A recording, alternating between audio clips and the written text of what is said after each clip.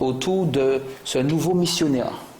Ce missionnaire qu'est Jonas puisse être édifiant aussi bien pour vous que pour ceux qui nous regardent. Emeline, Yvelise, Edwina, Carole et Charles. Êtes-vous prêts pour pouvoir débuter cette étude? Oui. Alors, j'aimerais que nous puissions débuter en lisant Acte 10, le verset 34 et 35. Acte 10, le verset 34 et 35. Acte 10, les versets 34 et 35. Alors, Pierre, ouvrant la bouche, dit, « En vérité, je reconnais que Dieu ne fait point acception de personne, mais qu'en toute nation, celui qui le craint et qui pratique la justice lui est agréable. » En effet, nous voyons ici Pierre disant que la grâce de Dieu est offerte à tous, sans tenir compte finalement de la situation individuelle, mais que Dieu propose à tous la possibilité d'être sauvés. Oui. En quoi ce texte fait-il écho à l'expérience de Jonas? Justement, parce que Jonas, on dirait qu'il n'avait pas encore intégré cette information-là, puisqu'il estimait que le peuple de Ninive n'avait pas accès, ne pouvait pas avoir accès à la grâce de Dieu, parce qu'ils avaient trop péché, enfin, ils faisaient trop de méchanceté. Enfin, il avait estimé que c'était un petit peu trop d'aller à Ninive et de les sauver, quoi. Enfin, c'est-à-dire de leur transmettre l'appel que Dieu leur lançait, comme une dernière chance. Donc, rappelons-nous que nous sommes en train d'aborder une série d'études autour des prophètes, des missionnaires. Et nous avions dit dans les études précédentes que le missionnaire, c'est celui qui était parfois appelé par Dieu à aller dans des contrées étrangères, qui est envoyé. Ici, nous voyons un prophète qui a été envoyé. Où? À Ninive, dans une ville où le peuple est un peuple qui est considéré comme méchant. Très méchant. Peuple ennemi du peuple d'Israël. Et Dieu demande à son prophète d'aller dans ce... Avez-vous vu le film En terre étrangère? Non, pas du tout. Eh bien, si vous voyez ce film, c'est la même chose. Quel que soit là où il est, il est en terrain conquis, en terrain ennemi. Pourtant, Dieu lui dit, c'est là que je veux que tu ailles. Dieu n'aurait-il pas pu envoyer ce même message à un prophète habitant déjà Ninive? Pourquoi avoir choisi ce prophète d'après vous? Parce que c'était lui qui devait y aller. La mission était de sauver Ninive. Et puis Ninive aussi, on peut imaginer que ceux qui habitaient Ninive déjà étaient arrivés au bout de ce qu'ils pouvaient faire, peut-être, hein, ou alors les Ninivites s'étaient déjà débarrassés de tous ceux qui parlaient de Dieu sur place. Voilà, exactement. Okay. On peut s'imaginer ça. Et je pense aussi que Dieu a choisi Jonas parce que par rapport à cette mission, ça allait lui permettre de grandir spirituellement. Ok. Car nous tous, nous en avons besoin. D'accord. Une autre raison? C'est vrai que des raisons, on pourrait se demander, mais pourquoi Jonas? Et effectivement, vous avez apporté certainement, il n'y avait personne sur place qui puisse recevoir le message, entendre le message et être en capacité de pouvoir le transmettre. Et il fallait forcément une intervention extérieure pour apporter un message venant de Dieu, parce que l'objectif, c'était de pouvoir sauver ce peuple. Et peut-être sommes-nous appelés à pouvoir intervenir, parce qu'il n'y a personne là où Dieu voudrait que nous allions. On pourrait vous se demander, pourquoi moi? Pourquoi pas quelqu'un d'autre? Alors Dieu ne voit pas que le peuple est méchant. Je risque ma vie. Mais c'est dur quand même. C'est comme si je dis à Charles d'aller vers les djihadistes. Alors Charles, ça, en fait. C'est presque... Oui, mais c'est ça en fait. C'est presque inutile. C'est comme si je dis à Charles, ben Charles, tu es envoyé vers les djihadistes pour lui dire d'arrêter de cesser ce qu'ils ont. C'est un truc pour nous, c'est impossible. Alors, Carole, vous l'étiez. Oui, je disais, mais aussi dans la tête de Jonas, et parfois dans notre tête aussi, on se dit, mais c'est inutile ça. Pourquoi je vais aller voir... Voilà, c'est inutile, les gens sont déjà méchants dans leur cœur, ils ont déjà fait leur choix, on comprend qu'ils sont contre Dieu et tout. Mais c'est quoi cette... Mais franchement, on pourrait m'utiliser... C'est quoi cette mission? Mais oui, c'est quoi cette mission? On pourrait me dire que, est-ce qu'il n'y a pas eu un peu de déconnexion quelque part, le message est mal passé? Il a dû se dire, Non, le message peut-être c'est va détruire. Voilà. Ou bien il s'est dit, peut-il sortir quelque chose de bon de lui? Il fit ce qu'il voulait. Mais finalement, être missionnaire, c'est sortir de sa zone de confort, c'est sortir là où on est à l'aise et aller dans un endroit où il y a beaucoup de difficultés, où là, nous sommes devant un peuple méchant, c'est-à-dire là, c'est parler de Dieu, mais apporter son témoignage, même si c'est un terrain ennemi, mais en plus si c'est là que Dieu l'a envoyé.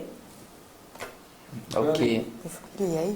Donc, rappelons-nous que nous disions au départ qu'au travers de chacune des expériences que nous allions étudier durant ce cycle d'études, nous aurions des éléments supplémentaires sur ce qu'est un missionnaire. Un missionnaire, c'est quelqu'un parfois par rapport à ça qui accepte des missions qui peuvent lui sembler mission suicide. Parce que celle-là peut sembler à Jonas. Et d'ailleurs, la réponse de Jonas Tout à fait.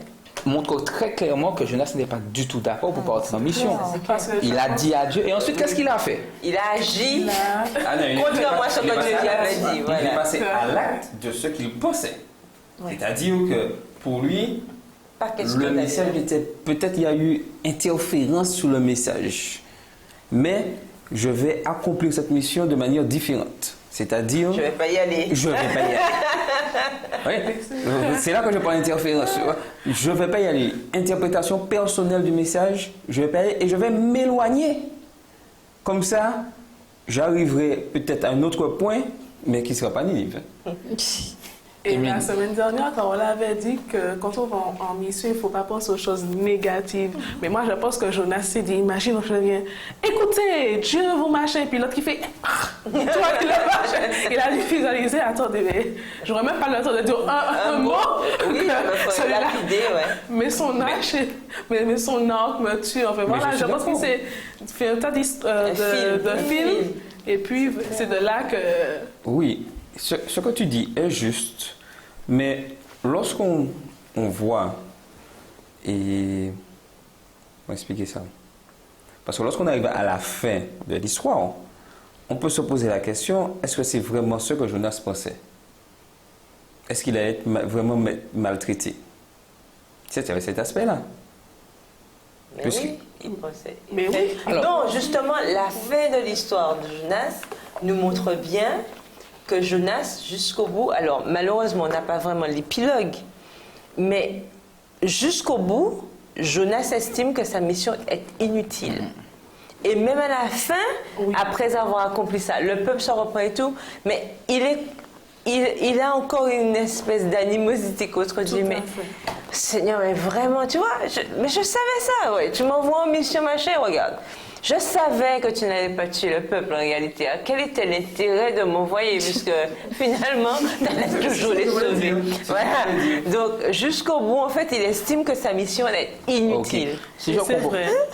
Effectivement, Jonas peut sembler trouver dans sa mission une inutilité. Mais tu voulais intervenir sur un aspect. Peut-être que Jonas n'avait pas du tout envie que Dieu sauve le peuple. Parce que quand il lui dit en épilogue, je savais que tu es un Dieu miséricordieux, je savais que s'ils entendaient, ils auraient pu changer. Peut-être que Jonas n'avait pas du tout envie. Ça, c'est quand même le clan ennemi. C'est quand même le camp ennemi. Ouais.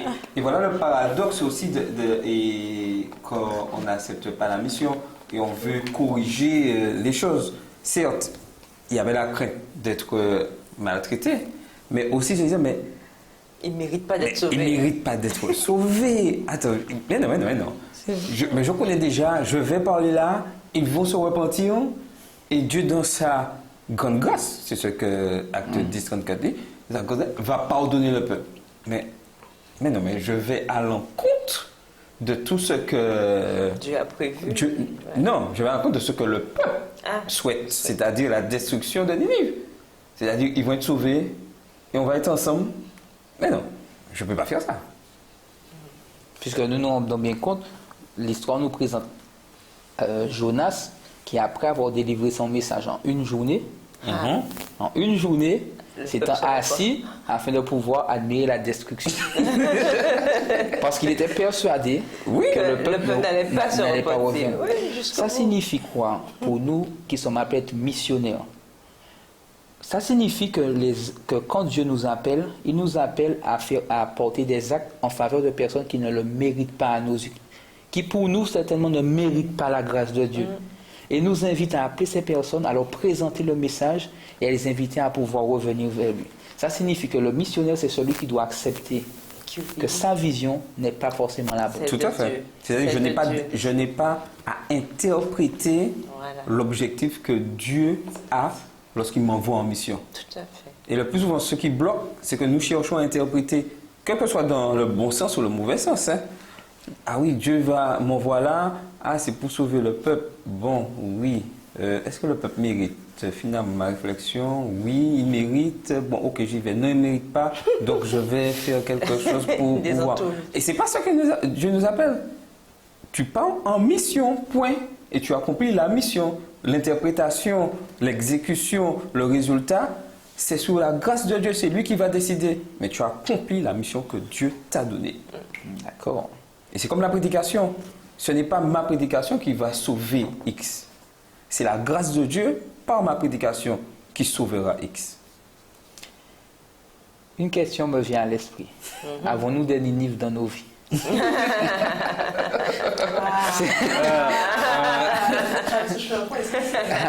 C'est vrai que je ne vais pas vous demander forcément de pouvoir en parler, mais cette question, j'aimerais qu'elle puisse faire son chemin et nous interpeller chacun d'entre nous, nous qui sommes ici sur le plateau, mais ceux qui nous regardent. Il y a-t-il des Ninives dans nos vies, des personnes, des groupes d'individus vers lesquels nous aurions toutes les difficultés et nous manifesterions notre opposition à aller vers eux, à leur présenter le message que Dieu nous a donné. D'ailleurs, nous avons vu au travers de l'expérience de Jonas qui prend un bateau, qui part, sens contraire. Que fait Dieu dans sa bonté? Et ça, c'est une autre leçon pour nous qui sommes appelés des missionnaires. Que fait Dieu dans sa bonté vis-à-vis de son prophète? Il le rappelle à l'ordre. Alors. Mais avant ça, quand même, j'ai aimé l'attitude de Jonas, puisqu'il s'est rendu compte que c'est lui qui était le problème. Parce qu'il pouvait toujours le nier. Il pouvait dire aux pécheurs, voilà quoi, ce n'est pas moi. Et pourtant, il l'a reconnu. Donc, quand même, il y a une part de sincérité en lui. D'accord. Est-ce que vous êtes d'accord? Elle disait que Jonas, effectivement, quand ils ont cherché à savoir... Oui, mais lorsque Dieu nous met dans le fait accompli, je peux interpréter comme je veux. Je suis obligé de reconnaître que la puissance de Dieu est là. Puisque il y a eu plusieurs épisodes pour que Jonas reconnaisse. Il a fallu que... Déjà, il allait se cacher au fond du bateau.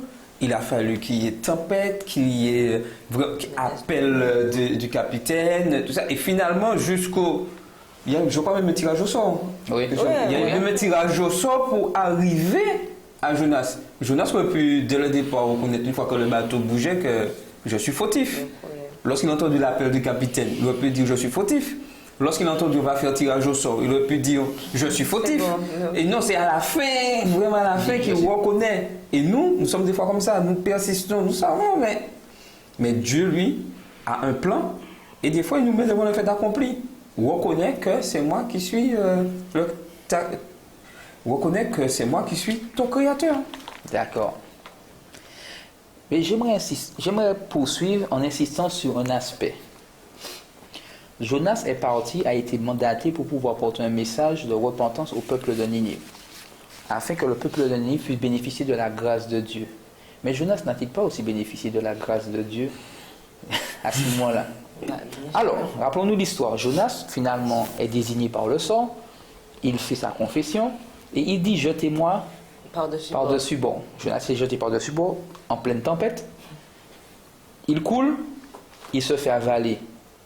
Un poisson. Un gros poisson. La Bible nous présente Jonas restant combien de jours dans le ventre du poisson? 3 jours. 3 jours. 3 nuits. Comment un homme peut-il survivre à une tempête? Comment un homme peut-il survivre 3 jours, 3 nuits dans le ventre d'un poisson? C'est la grâce de Dieu. C'est la grâce de Dieu. Dieu l'interpellait jusqu'au bout, en fait.